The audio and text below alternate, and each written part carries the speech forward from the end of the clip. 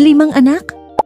Yes, mga ka-showbiz, isang mainit na revelasyon ang ibinahagi ni AJ Raval sa kanyang panayam kay Boy Abunda sa Fast Talk.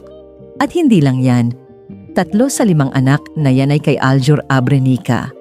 Sa kalmadong tono pero puno ng emosyon, ibinunyag ni AJ ang pangalan ng kanyang mga anak. Sabi niya, first one is Ariana, 7 years old na. Second is Aaron, he's an angel now. Third is Aikina, then Junior. At ang bunso si Abraham. Tahimik ang studio, pero ramdam ang bigat at katapatan sa boses ni AJ. Nagulat si Tito Boy at kahit ang mga netizens na what? Talaga? Hindi inaasahan ng marami na sa edad ni AJ ay may 5 anak na pala siya at 3 rito, mga anak nila ni Aljur Abrenica. Ayon kay AJ, ang kanyang ikalawang anak, si Aaron, ay isa ng angel sa langit. Habang ang iba naman ay nagbibigay saya at inspirasyon sa kanya araw-araw. Sa kabila ng mga kontrobersya, nananatili siyang matatag at mapagmahal na ina.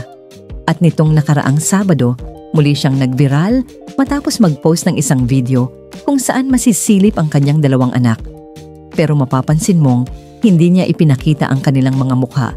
Ginawa raw niya ito para maprotektahan ang privacy ng kanyang mga anak. Isang hakbang na pinuri ng mga netizens, lalo na't bihira sa showbiz moms ang ganitong desisyon. Sa dulo ng panayam, sinabi ni AJ, "Proud ako sa mga anak ko. Sila ang inspirasyon ko sa lahat ng ginagawa ko." Simple pero ramdam, isang ina na marunong manindigan. Grabe AJ Raval, isang patunay na sa likod ng glamour ng showbiz, may pusong totoo, may tapang, at may pagmamahal bilang isang ina. Ano sa tingin niyo ang paggamin na ito ni AJ, mga ka-showbiz? Comment below at i-share ang video na to.